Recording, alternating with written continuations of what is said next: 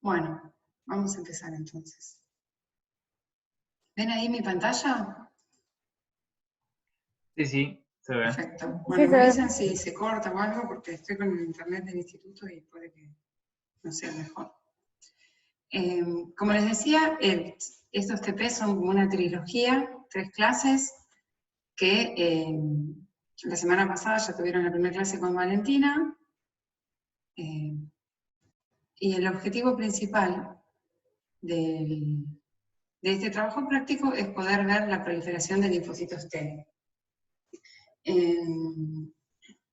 Y para eso vamos a usar un método que sirve para ver esa proliferación in vivo, directamente en el animal, usando ratones transgénicos, eso ya un poco lo vieron, y usando el antígeno específico. Son ratones que tienen la gracia de que todos sus linfocitos CD4, o una gran proporción, dependiendo de la cepa que se utilice, tienen el receptor T específico para un péptido determinado.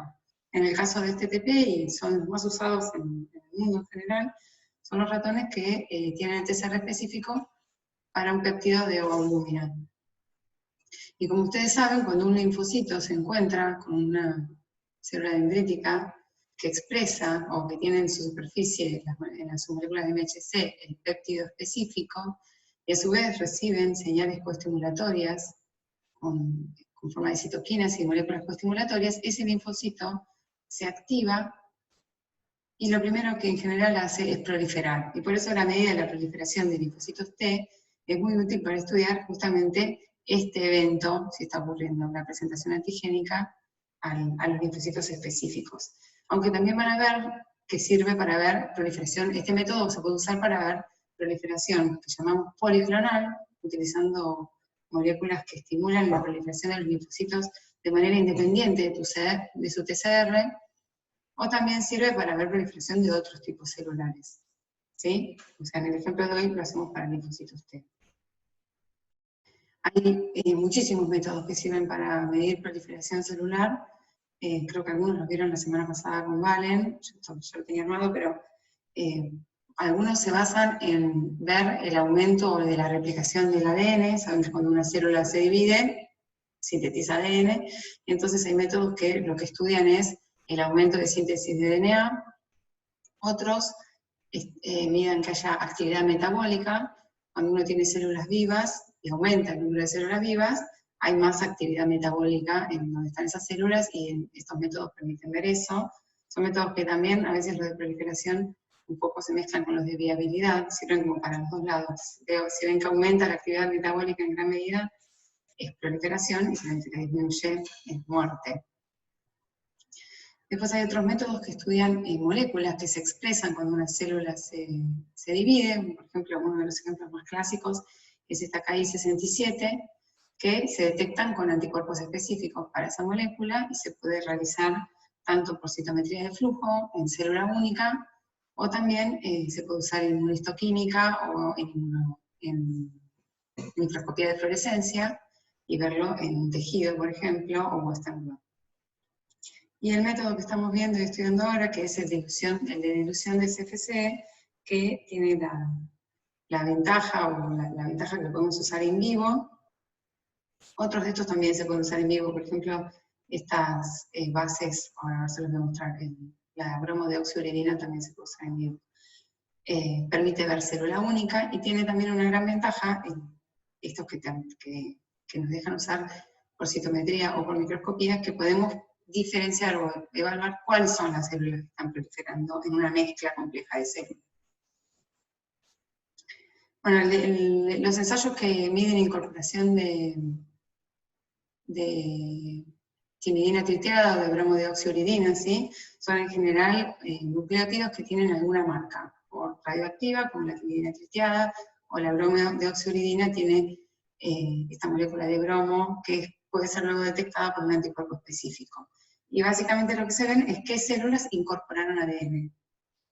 En el caso de la bromodeoxiuridina se puede hacer también por citometría, o incluso se puede hacer in vivo en un animal donde, por ejemplo, se le puede dar la bromodeoxiuridina en el agua de bebida durante el tiempo uno que quiere ensayar cuáles son las células que proliferan. Después están, como les contaba, los métodos que miden actividad metabólica, suelen ser espectrofotométricos y básicamente acá tienen la gracia de que son rápidos y sencillos de realizar y hay una relación proporcional entre la actividad metabólica, o en este caso, por ejemplo, el DNPT es un compuesto amarillo que cuando las mitocondrias están activas es capaz de reducirse a un compuesto violeta. Entonces, midiendo la absorbancia de este compuesto violeta, se tiene una relación prácticamente lineal con el número de células vivas que hay en el pocillo. Entonces uno puede ir viendo, si aumenta el número de células, va a aumentar el valor de absorbancia y se puede hacer un gráfico de OD versus grupos, por ejemplo, ¿no? Bueno, otro del que les decía, de la expresión de Ki67, que es otra forma de medir la proliferación, es una proteína nuclear. También hay otros métodos que usan histona, solo puse este ejemplo porque es uno de los más conocidos, que se expresa cuando las células entran en el ciclo, activan el ciclo para dividirse, ¿no? Entonces se expresa tanto en G1, S, G2 y M. Mientras que cuando están en reposo, en G0, no se expresa. Entonces se puede ver, por ejemplo, por citometría de flujo, el porcentaje de células. Si ustedes ya vieron algunos gráficos de citometría, en estos gráficos cada cuadradito de estos es una condición experimental. ¿Ustedes ven lo que dice ahí arriba? Ah, sí. A mí me tapa acá. Es una condición experimental, por ejemplo, en este caso son diferentes días de estímulos. En un caso sin estimular, las células se quedan en reposo y no expresan Ki67, ¿ven? Es lo que se ve, las células que están adentro de este cuadrado, en este caso el 0,28%, el 0,09%, básicamente. O estimuladas, por ejemplo, con PPD. PPD es un extracto de Mycobacterium, y que en general las personas vacunadas con BCG suelen tener células CD4 específicas para PPD que van a expresar, que se van a poner a proliferar cuando esté el antígeno en el cultivo. Entonces se puede ver cómo a lo largo de los días empiezan a proliferar. Y esto, como les contaba hoy, CD3, CD28, es una forma de estimular a las células de manera inespecífica o policlonal. Si hay los linfocitos T con el CD3, se estimula el marcador CD3 con CD28, es una molécula coestimulatoria, y los linfocitos T empiezan a proliferar independientemente de que no han tocado el TCR. Tienen como las señales de activación se le dan a todos, independientemente del antígeno, y este control es muy importante muchas veces como para ver que las células sí son capaces de proliferar, ¿sí? Pero muchas veces en este tipo de ensayos donde uno quiere ver proliferación, independientemente de cuál sea el método, ¿no? Si es la incorporación de moléculas al DNA o si es el del MTT, está bueno agregar un control positivo que tenga el estímulo policlonal, o, ¿sí? Que en general lo llamamos, puede ser así CD3, CD28 o un mitógeno. Por ejemplo, con canabalina, o a veces se usa PMA y ionomicina. Algunos ponen LPS, que también tiene actividad mitogénica, depende de la concentración. Entonces, o sea, sí. Una pregunta, Cari. Entonces, sí. En nuestro caso que hicimos, o sea, nosotros hicimos control positivo, pero le habíamos dejado solo la marca de CFCE y habíamos separado las células.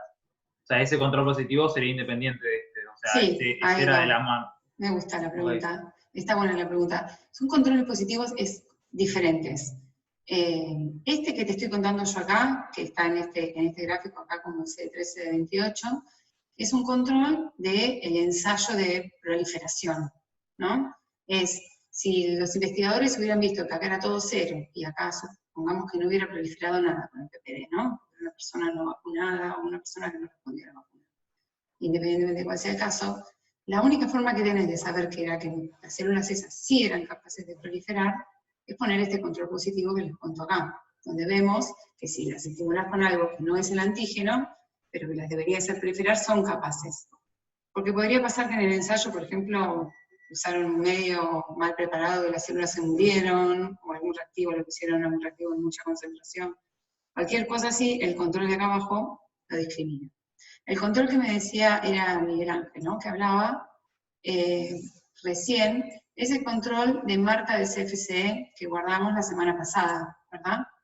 Ese control que guardamos, que son las células que inyectamos a los ratones, Supongamos que hoy vamos a ir al citómetro, ¿no? Eso sería, si estuviéramos acá en el instituto, iríamos al citómetro, después de hacer todo el procedimiento, a pasar las células que saquemos de los ratones. Supongamos que hoy cuando vamos al citómetro no vemos células CFC positivas. Si nosotros no tenemos este control que ustedes guardaron la semana pasada, podríamos decir, tal vez no se marcaron. Es un control que a veces hasta está bueno pasarlo por el citómetro antes de inyectar los ratones, que nos dice que la marcación anduvo bien, que tienen un pico finito, ¿no? Porque el CFC, ahora vamos a ver cómo son los resultados que se obtienen. Para poder ver proliferación necesitamos un pico, que las células estén homogéneamente marcadas, con alta cantidad de marca, y con un pico bien homogéneo y bien finito, cosa de que podamos discriminar entre las células hijas. ¿Sí? ¿Se entiende? O sea, ese control es un control, está bien, puede ser que lo hayan llamado positivo, pero en principio yo lo llamaría un control de marcación, más que control positivo. El ensayo con los ratones que hicieron ustedes, en principio, en general, el control positivo suele ser la OVA más el EPS, que había algunos grupos que lo tenían, ¿no? Que ese tiene que proliferar. Si ese no prolifera, puede ser que haya habido algún problema. ¿Sí? Sí, igual creo que me confundí, o sea, era como dijiste, control de marcación, pero sí, eso. Igual me parece que está bueno que me interrumpan y que vayamos aclarando las dudas porque es un poco la idea, ¿sí? Tal vez yo aprovecho un poco esta clase también para mostrarles otras técnicas que hay antes de pasar al TP, pero está muy bien, ¿sí? Las técnicas, además de proliferación, otra cosa que tienen es que se pueden combinar y podemos realizar, como cada técnica nos da una información diferente, realizar combinaciones de esas técnicas. Y por ejemplo, yo acá les puse como un ejemplo, es la expresión de KI67, que dijimos aumenta su expresión, ¿se acuerdan en qué fases? O sea, en todas las fases del ciclo celular, en G1, S, G2 y M, y el bromo de oxiuridina son nucleótidos que se incorporan al ADN, ¿en qué fase? ¿En qué fase se incorporan nucleótidos al ADN del ciclo celular? S. En la S.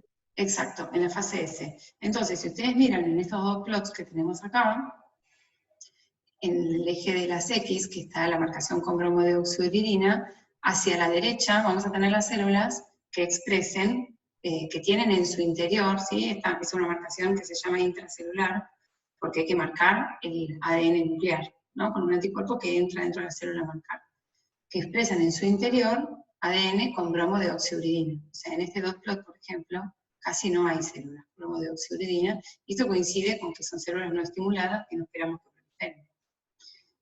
En cambio, en este de acá, donde le pusimos el PPD, lo que podemos ver es que, por supuesto, todas las células que expresan bromo de oxiuridina están expresando KI67, quiere decir que están dividiéndose.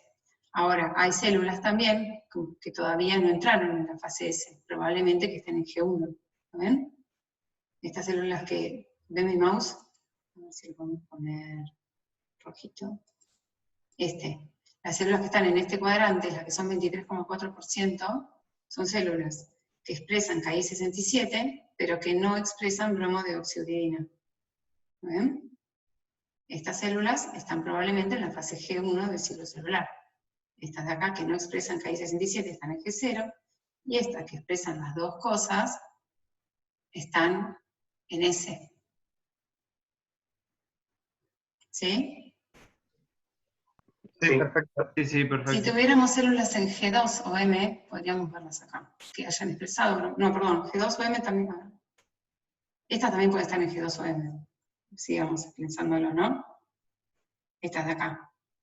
Porque claro, pues ya lo hicieron. S, porque ya pasaron ese. Muy bien. Y si hay alguna que ya se dividió, tendríamos que verla acá, que volvió a estar en G0. ¿Me explico? Sí, perfecto.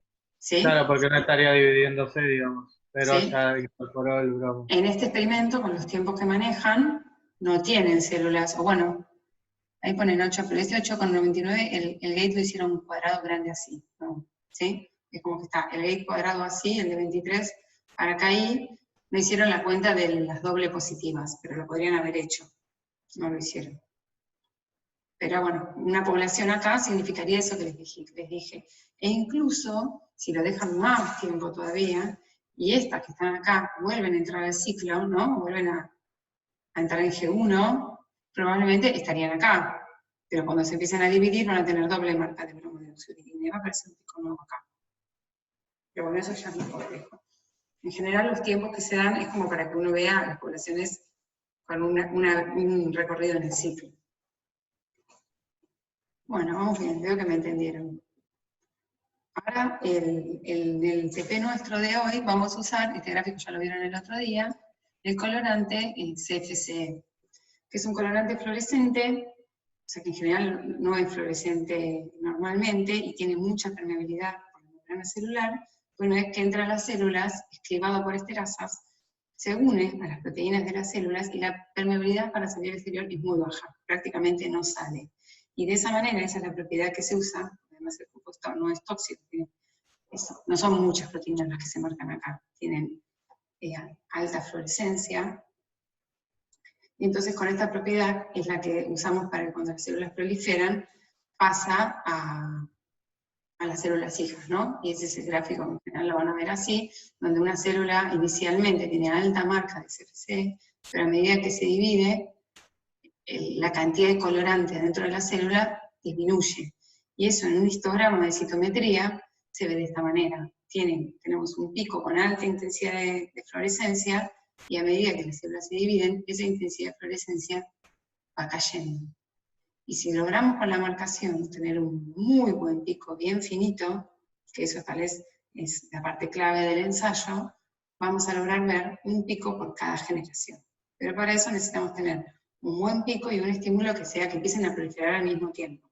No algo que ya estaba proliferando o no, que eso en general se logra, agregando en ese tipo de ensayos que estamos haciendo ahora en vivo, en general empiezan a proliferar. Bueno, igual lo importante es que el pico sea finito, más que al mismo tiempo.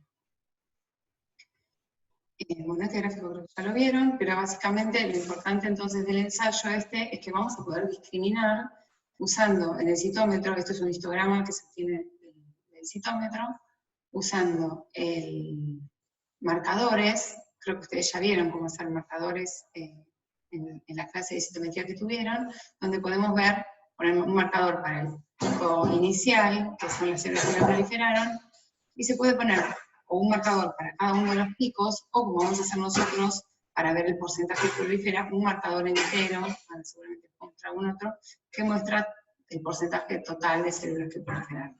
Eso siempre depende del análisis cuán fino uno lo quiere hacer.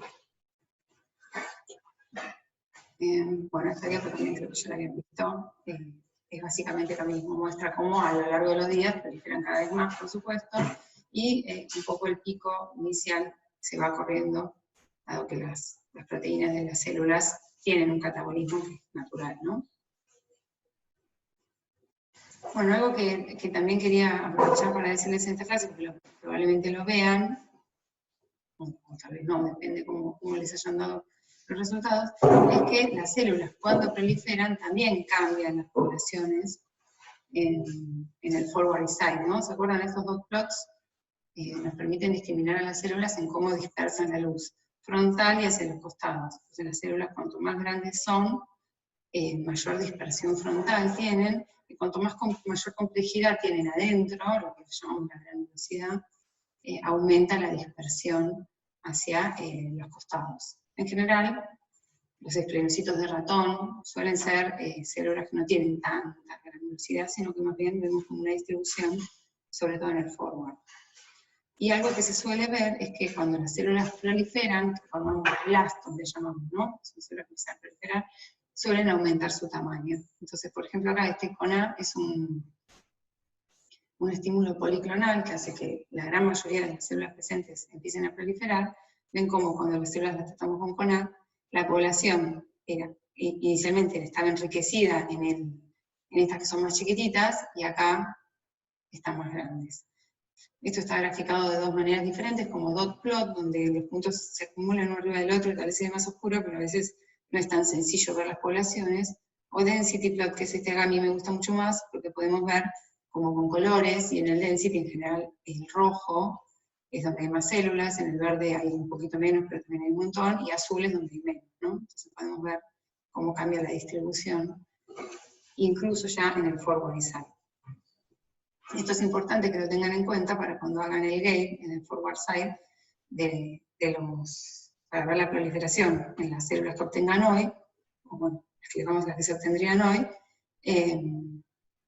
para tener en cuenta que hay que hacer un gate que abarque a todas las poblaciones, porque también, otra cosa es, si bien yo les digo esto, también hay algunas chiquitas que proliferan, eso después lo pueden mirar ustedes cuando tengan los datos, que van a ver que están distribuidas, pero en general se agranda la población en esta zona.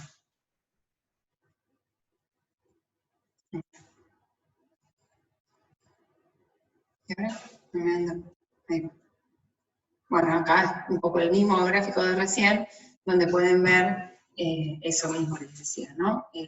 Marcadas con CFC, estas proliferaron, como ven acá, esta es la que estaba estimulada con A, y estas que no proliferaron, y acá hay un ejemplo, es el tubo no marcado, ustedes también dejaron un tubo sin marca, pero estimulado, esto no es in vivo, es in vitro, para que vean que el cambio de tamaño no tiene nada que ver con el CFC, sino más bien con el estímulo.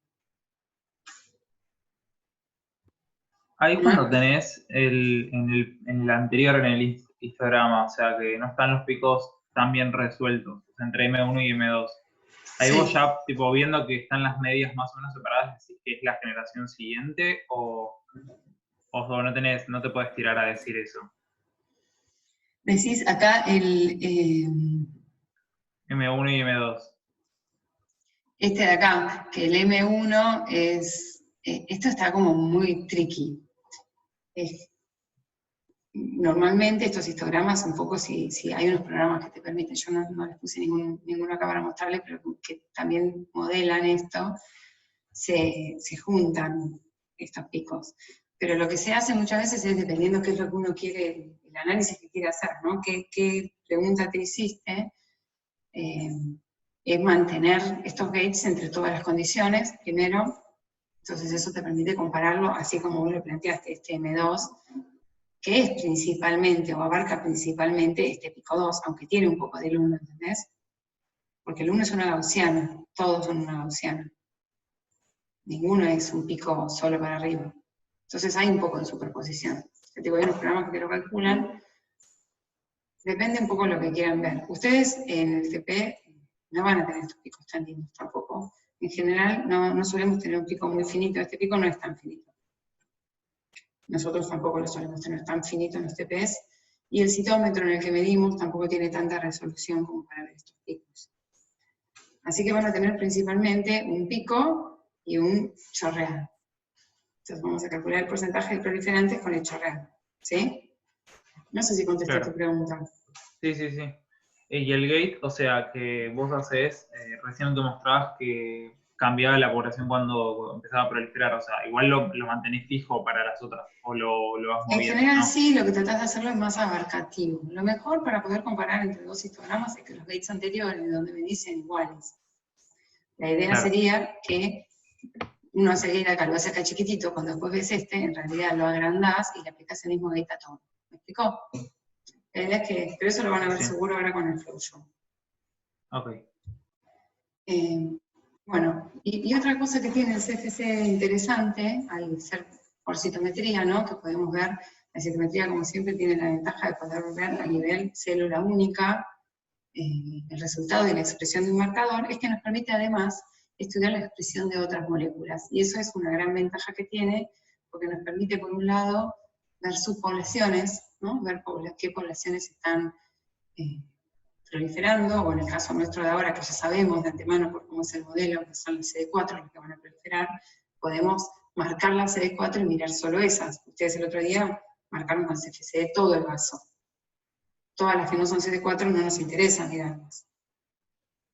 O podemos ver expresión de diferentes marcadores. Por ejemplo, el CD25, que es el receptor de interleuquina 2, en general, cuando las células proliferan, aumenta su expresión. Y eso es lo que ven, por ejemplo, en este 2 plot de acá, que aumenta la expresión. Y otra cosa que se ve también, que está lindo, que a medida que proliferan más, van aumentando más todavía, ¿no? Eso lo ven acá, no sé si lo llegan a ver bien, pero se ve que esta población, si lo pensamos ahora como una gaussiana, esta población tiene su gaussiana acá arriba, la media de intensidad de fluorescencia media que se ve en este eje, es más grande para esta roja que para la azul, que es otra gaussiana mucho más ancha.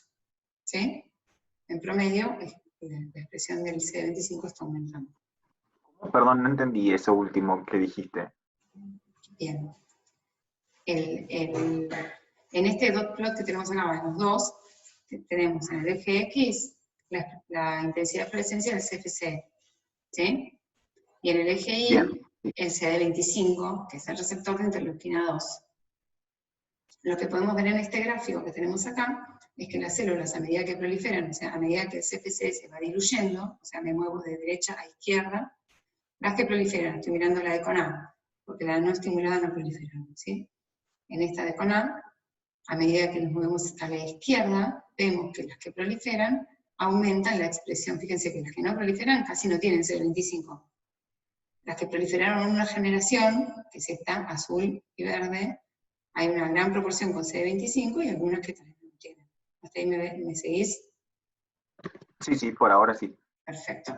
Seguimos, si siguen proliferando, a medida que proliferan vemos que aumenta la expresión de CD25. O sea, las que tienen 3 generaciones, por ejemplo acá, o 4 generaciones, podríamos fácil, ya no hay CD25 negativo.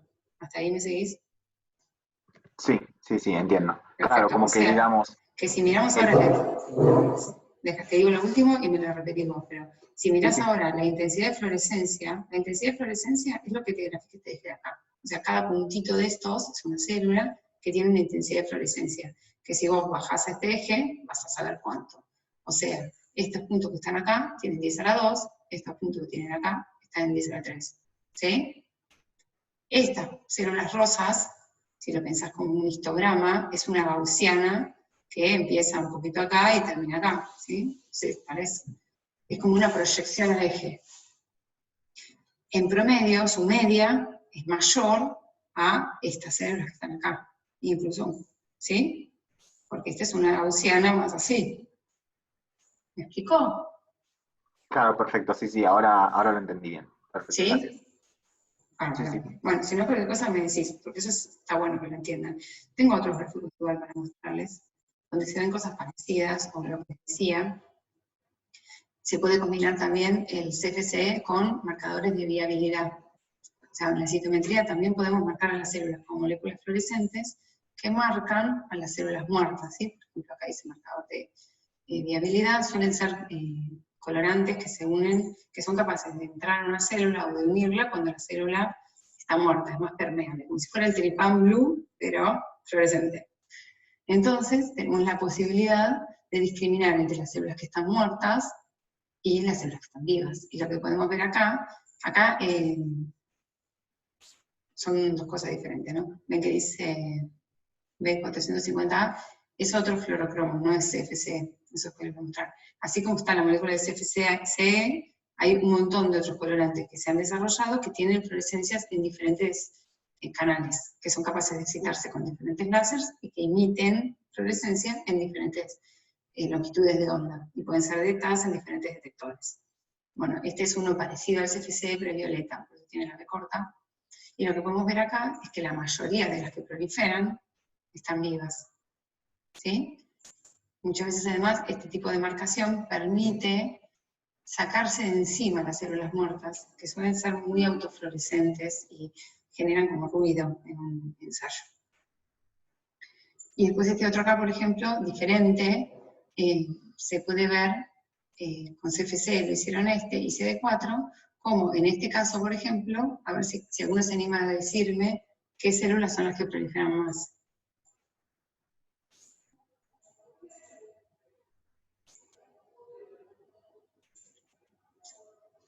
A ver si alguno se da cuenta que hay dos poblaciones de células, ¿no? Porque acá marcamos CD4, entonces hay células CD4 positivas, acá arriba. Esto acá no lo digo, porque es un ensayo que le pusieron células T regulatorias sin CFC para ver cómo se afectaba la proliferación, ¿no? Al margen de la idea del ensayo, lo que podemos ver es que hay un grupo de células CD4 positivas y un grupo de células CD4 negativas. Las negativas son las que más proliferan. Claro, por ahí son Claro, o las B. CFC negativa. En principio, hay mucha proliferación en las células CD4 negativas. Sí, estamos de acuerdo, aunque también si miran acá las CD4 positivas, el pico inicial está mucho más consumido. Así que bueno, habría que poner un marker y decirlo. Yo después que se lo dije, vi este de acá y en realidad son menos en proporción las CD4 positivas que todo el resto que proliferó. Esto es como, estos ensayos ponen que células sí. Una consulta, yo no entendí en el de la izquierda, digamos, Acá. ¿qué sería de los AM-cian positivos? Digamos, porque están los que están en amarillo serían los que están vivos, ¿no? No, el color tiene que ver con el tipo de gráfico. Ahí está bueno para que lo preguntes. Vamos por partes. Estos gráficos tienen doble eje, ¿sí? El eje de viabilidad es el eje como si fueran de las Y. Y el eje del colorante que se diluye es el eje de las X. ¿Sí? ¿Ahí vamos? Sí. Bueno, entonces, en el eje de las Y tenemos el colorante de viabilidad. ¿Las que son? ¿Ves que hay como dos poblaciones? Esto se setea igual con un control del FMO, que ya se los contó Vir, me contó. Pero al margen de eso, como se ven dos poblaciones es muy claro, hay una población positiva y una población negativa. Todas, ¿sí? Digamos, ahora, porque tengo que pensar como proyectado. Todo lo que es positivo, es mi mouse ahí, como lo estoy como redondeando, es lo que está muerto. Cuando va Y todo positivo, lo que es negativo para el colorante, como la segunda población, es lo que está vivo, ¿sí? Lo que es amarillo tiene que ver con la densidad poblacional. Es como una escala de colores, que tal vez, no sé, tal vez yo estoy muy acostumbrada a verla y por eso me parece fácil, pero tal vez si ustedes nunca lo vieron, no es una cosa tan directa. Es como si fuera una cosa de densidad. Si está bien rojo, hay un montón de células ahí. Están como apiladas, son muchas células que tienen el mismo valor de las dos fluorescencias y por eso están acá, ¿sí? Claro. Amarillo Sí. es un poco menos, después viene el verde y después viene el azul. Es como un degradé, ¿sí? Azul es lo que menos hay. Amarillo hay bastante, y si hay rojo hay más. ¿Sí? Y verde, y verde está en el medio. ¿Se entiende? Sí, perfecto, gracias. Buenísimo. Bueno, otro ejemplo más de esto creo que lo habíamos tomado en un examen. Que también, pero es parecido a lo mismo que les mostraba recién.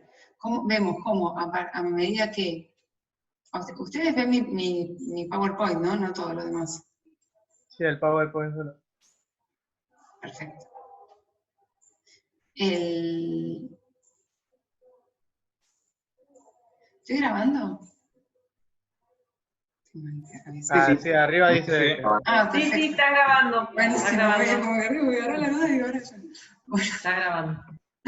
Bueno, a medida que esto prolifera, ¿sí? O ven de vuelta, se diluye el CFC, podemos ver cómo también aparece la expresión de otras moléculas. En este caso, por ejemplo, citoquinas, interferón gamma, TNF, ¿sí? Entonces vemos cómo aparece esa expresión. Entonces, las citoquinas en general es una marcación intracelular, hay que permeabilizar las células, y con anticuerpos específicos para la citoquina, que son fluorescentes, podemos tener esa marca. Y entonces también se pueden hacer gráficos que haciendo un gate en cada una de las células hijas, donde podemos ver la intensidad de fluorescencia, eso sería como la proyección al eje que les contaba, de cada citoquina y ver, y ahí podemos ver cómo a medida que, en este caso por ejemplo, acá compara CD4 y CD8, cómo a medida que proliferan, aumentan la expresión de la citoquina, en este caso, y cómo en una más que en la otra, ¿no? La marca es proporcional a la cantidad de moléculas. Lo mismo para el TNF acá, pueden ver parecido, o también hay moléculas como, por ejemplo, el CD62 ligando, que cuando las células proliferan, al revés, ¿no? Lo da un regular. Es un marcador, una selectina que hace que las células se queden en el ganglio, y la idea es que cuando se vuelven efectoras, se proliferan y se activaron, vayan al sitio de infección, donde entonces salgan del ganglio, y ese marcador se da un regular para permitirles eso. Bueno, y todo eso está bueno porque entonces uno lo puede ir viendo en un gráfico de este tipo.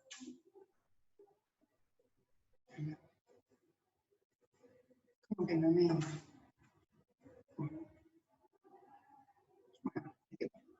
Bueno, y ahora sí, llegando al trabajo práctico. Entonces el objetivo de este trabajo práctico era poder estudiar la proliferación celular in vivo usando experimentitos de ratones transgénicos, como contaba, tienen el receptor T ya modificado genéticamente como para que reconozca un péptido de volúmina. Acá en el instituto tenemos dos tipos de ratones, los D1110 y los OT2, que lo que cambia es el background genético del animal original, que puede ser VAL-C o C57, dependiendo de, bueno, el D1110 está en un background de VAL-C, y el OT2 está en el background de C57. Y otra cosa que cambia también es la proporción de linfocitos T específicos que tienen. En general, los OT2 son prácticamente todos los linfocitos CD4 específicos para OVA, mientras que en los D1110 es entre un 30 y un 60%. Entonces, en el trabajo práctico, nosotros lo que vamos a hacer es utilizar la marcación de los linfocitos CD4, porque esa es la población que queremos ver, y mirar la CD4 positivo, CFCE positiva, la proliferación. Cari, una pregunta. Sí. O sea, yo había entendido que, o sea, no podías hacerlo directamente sobre el ratón, Sí. estos, porque se iban a morir, básicamente. Pero el D11 que tiene como menos proporción, ¿no lo podríamos haber hecho o sea, ponerle OVA directamente al ratón y evaluar la proliferación? He visto un par de papers que lo hacen, pero no es lo más común. O sea, es un estímulo muy grande, porque no es un 60% de linfocitos específicos. Imagínate como fuera, no sé, eso, ¿no? Que tuvieras todos tus linfocitos específicos por un péptido y de repente aparezca el péptido, es bastante choqueante para el animal. En un par de trabajos lo he visto, pero que miraban más modulación, al revés, ¿no? De achicar la respuesta. Lo más común es hacer la transferencia adoptiva y además te permite seguirlo. Y cuando mucho más no te puedo decir, es más una cuestión de... cuando haces la transferencia, vos inyectás 20 millones de células que se van a distribuir por todo el animal. O 40, no me acuerdo cuántas inyectaron el otro día, pero bueno, en general son 20. Entonces, 20.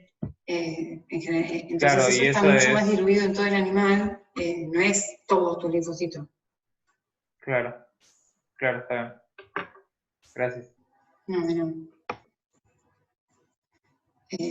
Bueno, esto es lo que hicieron entonces la semana pasada, ¿no? Tomaron los ratones transgénicos, obtuvieron las células en suspensión, le lisaron los glóbulos rojos, contaron, marcaron con CFCE, los contaron de vuelta, prepararon las células para inyectar, ya les digo, no me acuerdo si eran 20 o 40 lo que inyectaron, pero supongamos 20, y guardaron un tubo, ¿no? Un tubo de células antes de marcar, que lo llamamos tubo sin marca, y un tubo de células después de marcar, que lo fijamos, y se guardó para pasar por el citómetro, y esas células se transfirieron de manera endovenosa a los animales.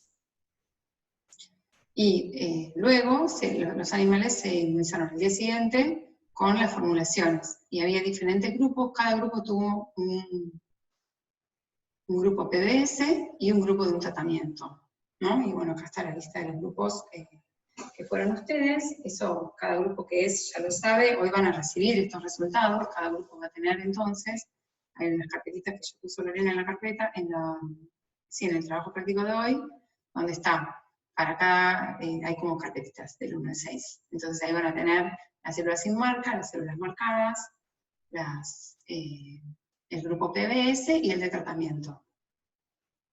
Y la idea es que hagan el análisis con el programa para análisis, ustedes ya lo usaron, pero Lore les va a recordar cómo se usa, y analicen cómo da.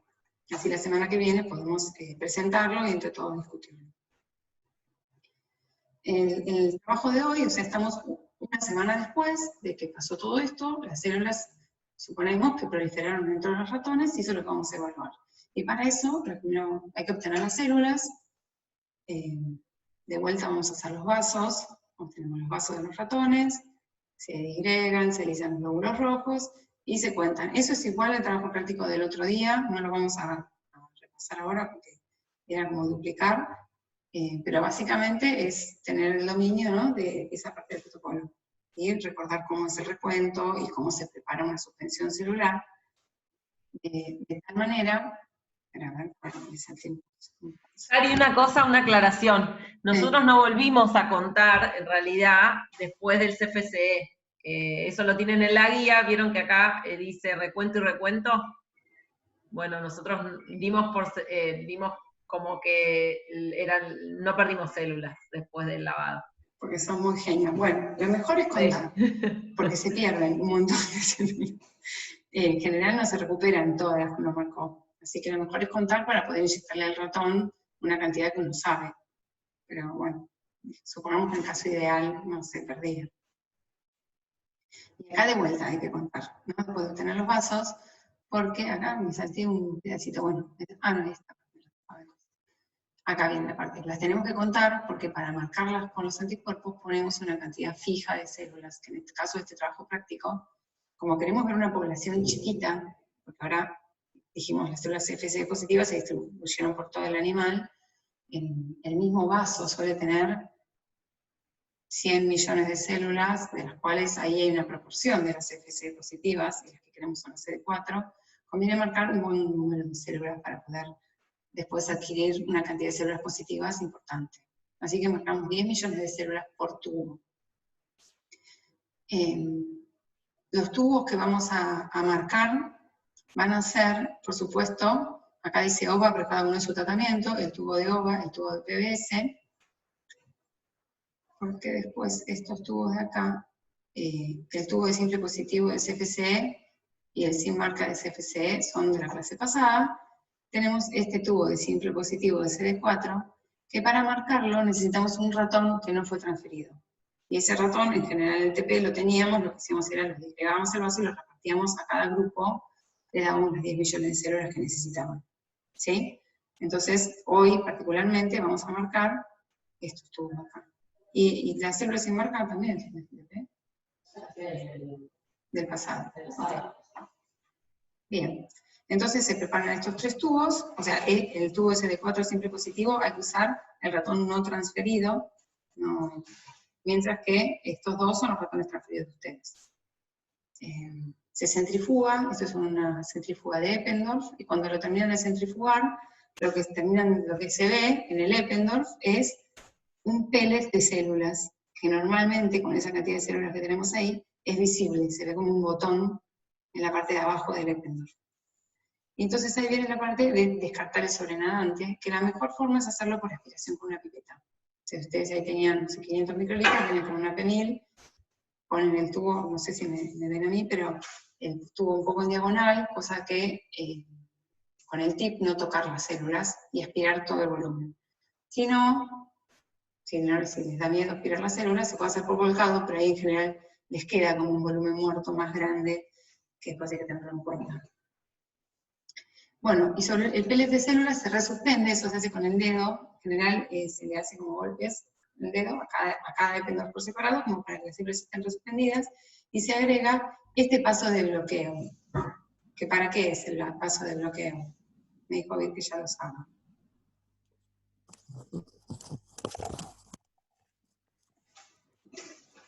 A ver, ¿alguno que me quiera contar?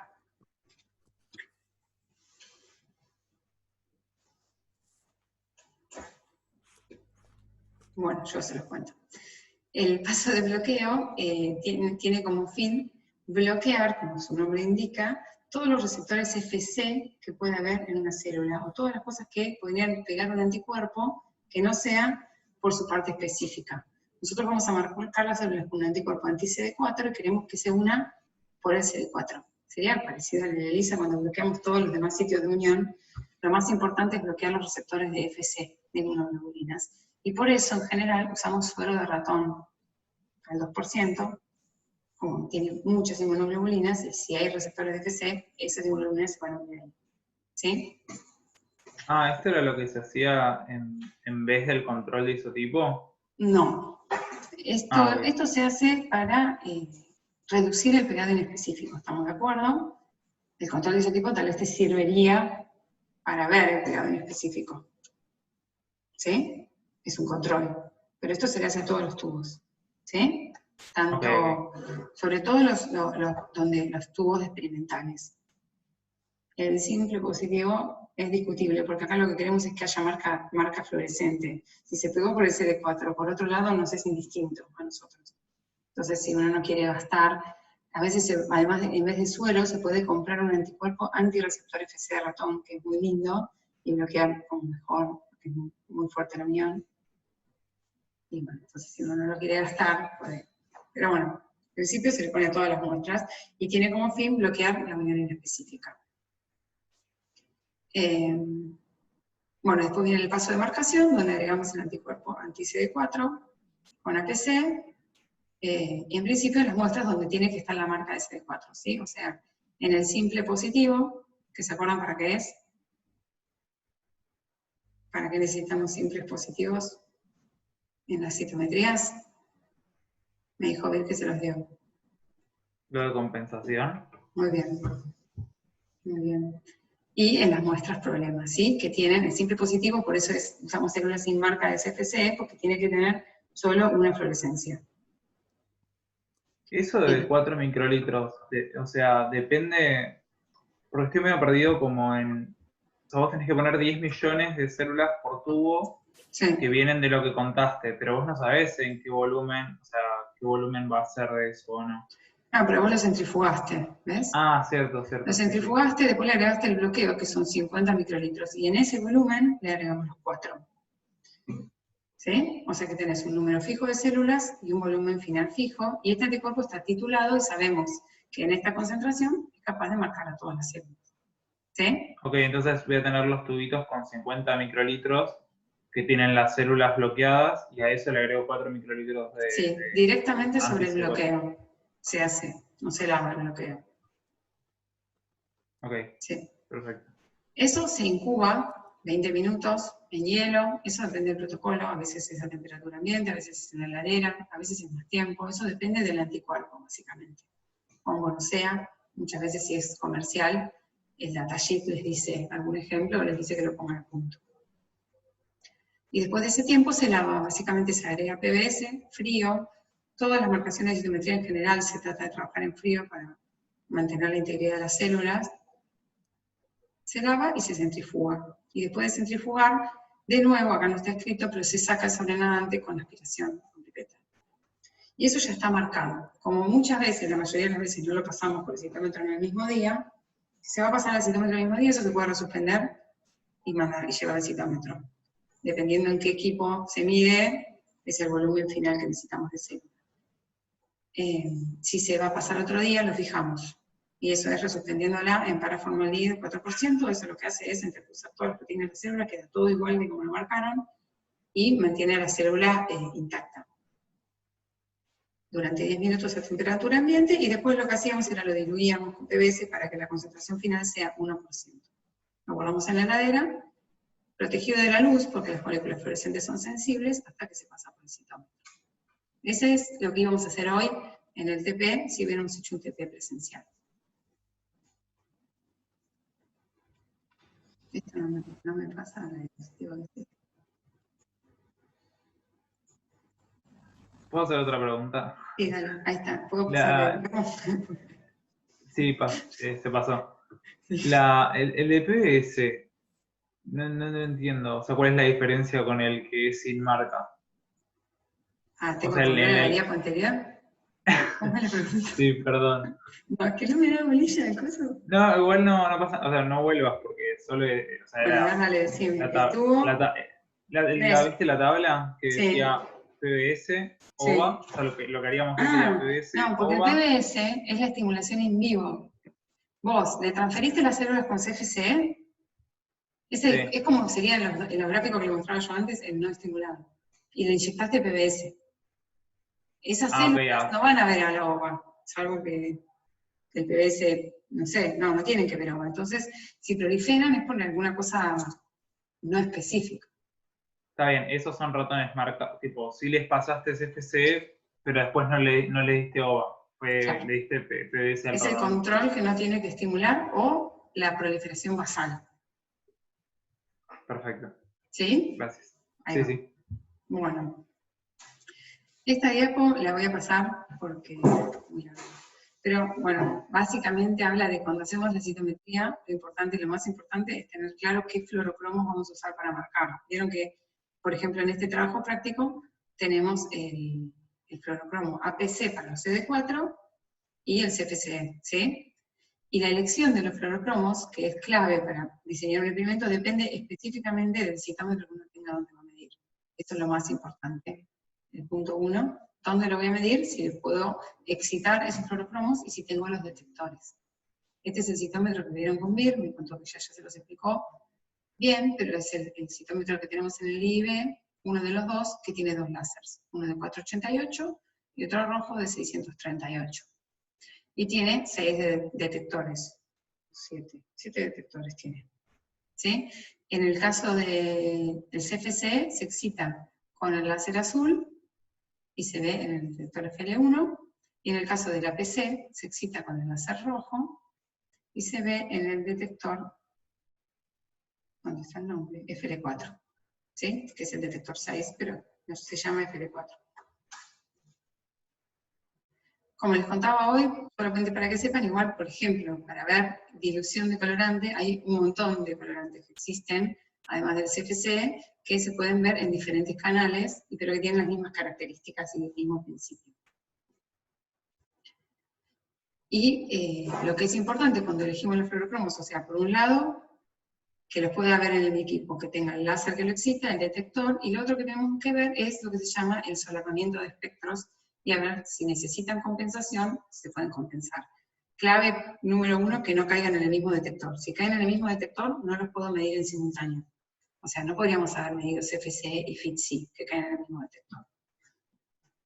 Y lo otro entonces que se mira es lo que se llama el solapamiento de espectros. Por ejemplo, este ejemplo que tenemos acá es muestra el espectro de emisión de dos fluorocromos que se excitan con el láser azul, con el de 488, y tienen, bueno, los detectores, ¿no? El filtro de luz emitida para FITC y para PE. PE es otro fluorocromo que se suelen usar en conjunto. Por ejemplo, para marcar, si queremos ver linfocitos CD8, que sean CD8 positivo, CD3. Ahora, en un simple positivo marcado con FITC, no debería haber nada en el PE. Para eso usamos el simple positivo, ¿sí? Justamente para ver qué es falso positivo en el otro canal. Esta marca en PE se debe no a que hay fluorocromo PE, sino a que el FITC, ven acá, esta banda amarilla más oscura es la zona que detecta el detector, el filtro de luz emitida. Ven que el FITC, este triangulito que les pone, que se llama overlap, el FITC entra también en ese canal. Entonces, teniendo los tubos de simples positivos, podemos aplicar lo que llamamos compensación, y que es básicamente decirle al sistema que detecta los eventos cuánto le tiene que restar a la fluorescencia que hay en PE sobre la que tiene en FITC. ¿Sí? Que tiene que ver con eso, es restar este pedacito de intensidad de fluorescencia.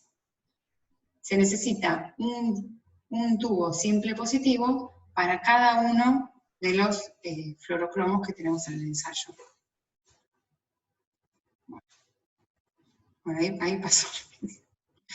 Bueno, esto se lo voy a dejar en las diapos para que lo puedan mirar y cosas, pero lo que les puse acá es justamente de los dos fluorocromos que vamos a usar, el CFC, como está muy clarito, no sé si lo llegan a ver, el espectro de excitación, que se excita con el láser azul, y si lo miran acá, el láser rojo excita acá, no se excita para nada con el láser rojo, ¿sí? Y el espectro de emisión del CFC. No me da... Bien, ahora eso me enfoca al otro lado. Entonces lo que podemos ver del CFC es que se excita con el láser azul y que casi toda la intensidad de fluorescencia cae en el FL1, también un poquito en el FL2.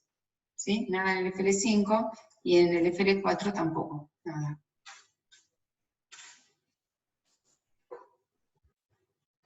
Nos usamos, y el otro color que usamos, dijimos, era el APC, que si ven el espectro de excitación, que es la línea punteada, prácticamente no se excita con el láser azul, y el espectro de emisión entonces es inexistente, mientras que con el láser rojo se excita un montón, y su fluorescencia principalmente cae en este detector, que es el FL4.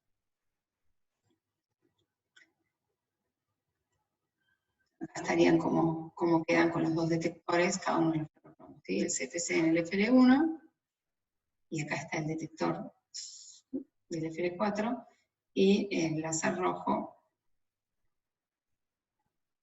el APC en el FR4. ¿Sí? Entonces, acá habría que compensar, o sea, a pesar de que la emisión no cae en los otros Prácticamente no hay filtros. que compensar, pero la recomendación es siempre tener los controles de compensación. Por si pasó algo con el fluorocromo o con lo que sea, te va a dejar mucho más tranquilo siempre tener esos dos controles que no ponerlos. Pero básicamente casi no necesitan compensación. Eso es verdad. Y son dos fluorocromos que está muy bueno usarlos en conjunto, y conviene, cuando uno elige fluorocromo, si puede, usarlos de esta manera, los que no tengan casi solapamiento. Por eso los elegimos para este TP. Bueno, acá de vuelta que es la compensación, que ya lo charlamos, o sea, es restarle, ¿no?, el solapamiento que hay. O sea, por ejemplo, en este canal tenemos 3 intensidades de fluorescencia, pero nos interesaba la verde clarita, que es la que queríamos ahí, hay que restarle para saber la fluorescencia real, todas las otras fluorescencias que vienen de otros fluorocromos. Básicamente, eso, que suena muy complejo y lo es, lo hace el software. O sea, lo que uno necesita es tener los controles de compensación solamente para decirle qué porcentaje es el que tiene que restar. Y uno lo hace básicamente visualmente. Empezamos a sumarle cuánto hay que restar hasta que la fluorescencia que está en el canal donde no tiene que estar desaparece, y quiere decir que lo compensó bien. Bueno, entonces ya un poco cerrando esto, necesitamos los controles de compensación, que es una muestra simplemente marcada para cada uno de los fluorocromos, ¿sí? En general, tienen que ser los mismos que usamos para el experimento. Lo mejor de todo es si es la marca de lo mismo que marcamos, que en este caso va a ser así: tenemos CFC para compensar CFC, y APC para compensar APC. Los tubos que les vamos a dar hoy ya están compensados, así que eso no van a tener ningún problema. Bueno, y eso sería un poco la explicación de cómo era el TP. La idea después de esto es, vamos al citómetro, se mide, y después viene la parte de análisis, que es lo que les va a explicar Lore ahora con el flow show. Son las muestras que teníamos, ¿no? Van a tener 4 tubos, el de células sin marca, guardada el TP anterior, las células marcadas, guardada el TP anterior, y los tubos experimentales. Los controles de compensación no se los damos porque, bueno, ya esos hicimos para el TP, para todos los grupos 1, para ahorrar anticuerpo, y se usaron para compensar en el equipo. Las muestras se las vamos a dar ya compensadas. Bueno. Esto no, ahí ya terminamos mi explicación. Esto estaba ahí por si me preguntó. No, lo que sí tal vez me ha apuntado es a lo del control de isotipo, que me preguntó alguien. El control de isotipo es un control que se está dejando de usar, pero que se usaba antes como para ponerlo como si fuera de marca inespecífica. Tiene el mismo isotipo que el anticuerpo que usan para marcar, por ejemplo, si era de RAT, el GG1, ¿no? El mismo fluorocromo, APC, por ejemplo, pero de una inespecificidad totalmente irrelevante. O sea, que no marca nada en las células de ratón. Y con eso se veía en qué concentración se puede usar ese anticuerpo y que no marque. Pero la realidad es que los anticuerpos son tan distintos entre sí, ese IgG1, el patrón de fusilación, un montón de cosas, la forma en que se empezaron a ver que no representaba tanto la marca inespecífica. Entonces, la especificidad de un anticuerpo hay que probarlas de otras maneras. Muchas veces los comerciales ya vienen probados. Por ejemplo, hay que probar que el anti-CD4 en un ratón CD4 knockout no marque. ¿Sí? O que todas las células marcadas con anti-CD4 son CD4 por otro método. Eso en general lo prueba un fabricante, o si ustedes desarrollan un anticuerpo, lo van a tener que probar. Y se certifica de esa manera. Y después entonces, el control FMO, que les contó Vir, es un control de fluorescencia, que cuando tenemos muchos colores o muchas fluorescencias, a veces en la compensación, un poquitito la nube se empieza como a formar un triangulito. No sé si vieron alguno de los datos que yo les mostré, que no tiene una forma redondita, sino que forma más triangular. Eso es como un efecto de la compensación, y hasta donde esas negativas se empiezan a meter un poco en el positivo, nos los permite discriminar el FMO, el Fluorescence Uniform. Bueno, ahora, si quieren, no sé, podemos hacer un recreíto, ¿no? De unos 10 minutos, o no sé, y podemos empezar con la parte de explicación. ¿Les parece? ¿O tienen alguna duda? Yo ya saqué, ¿no? Sí. ¿Tienen alguna duda de lo que les conté? Bueno, me gustó que me interrumpan y que me hagan las preguntas porque está bueno, es más enriquecedor, pero si alguno se quedó con ganas de que les cuente algo más de lo que bueno, no entendió alguna de las partes, bueno, después van a tener el video para volver a verlo, me dicen. Si no, hacemos 10 minutos de recreo, ¿les parece? ¿O 20? Dale.